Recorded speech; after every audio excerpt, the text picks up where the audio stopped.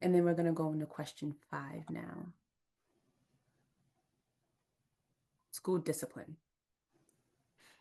The order will be Sherry, Melissa, and then Jen. In the Melrose public school system, Black students are suspended at higher rates than white students. Melrose has one of the highest rates of racial disparity in school discipline compared with 12 neighboring communities. How do you plan to eliminate racial inequities in school discipline? And Sherry, we'll start with you. Okay. Thanks, Ayana. This is such an important question. Thank you for asking it. And this comes back to one of my core values that I named before, support every student and ensure every student feels welcome, valued, and safe.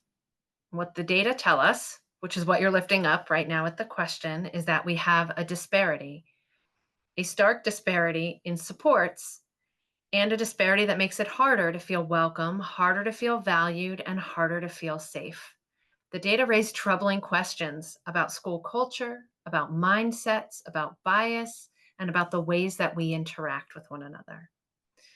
But I also know that the data alone can't answer these questions. So I would want to help stakeholders come together in order to understand how and why are we treating Black students differently. I would want to hear from the students, their families, educators, peers, to get underneath real experiences. How do we get underneath those experiences in order to rebuild trust and then invest in and build the programs that meet the needs of each individual student and meet the needs of groups of students, including our Black students? There are communities who have tackled this problem and made headway. There are different ways to proceed, like restorative justice practices.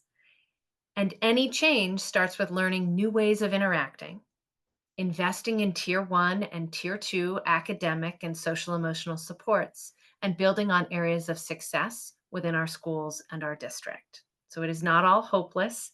We have a means to a path forward.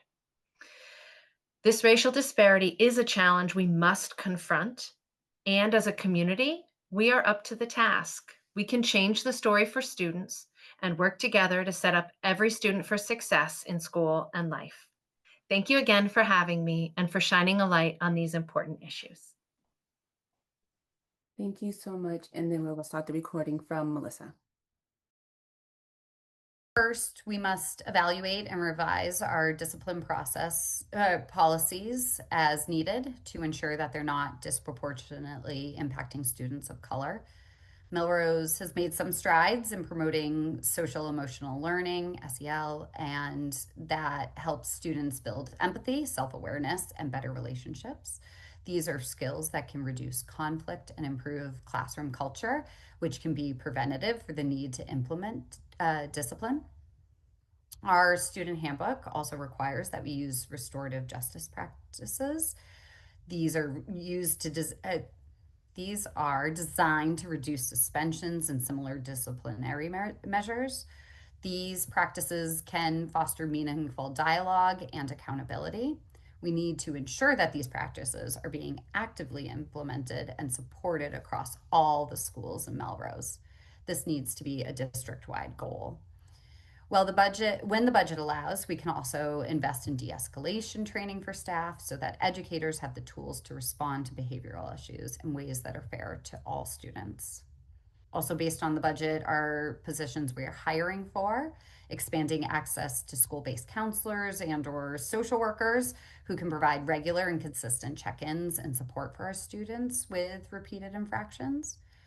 And if we provide opportunities for students and educators to succeed, we should ultimately be able to see a change in our racial disparity and discipline. And that's tracked on a yearly basis. And so we can continue to review that year after year to make sure we're meeting these goals. And Jen. Thank you so much for having this forum. First of all, it's such an important topic to work towards. So I think that Melrose has to do better. One thing that I am very pleased with is the leadership that we have in each building right now. and that we've had some stability in elementary principals. I feel like one of the things that we need to keep doing, and we do a lot of this over the course of every year in school committee meetings, but we don't do it so much with discipline. But we look at a lot of data, and I think we have to look at this data and very carefully without revealing any one person's identity, because we don't want to talk about students specifically, right? So I think we have to be making sure that we have enough resources to offer the things that we outline in our handbooks, like restorative practices. I think we have to have paraprofessionals hired up in the middle school and in the elementary schools. If we are short-staffed and if students are struggling, then what principals often have to do is turn to discipline instead of to behavior management tools and behavior plans. So I think we've been short-staffed since the pandemic. There's a staff shortage of educators since the pandemic.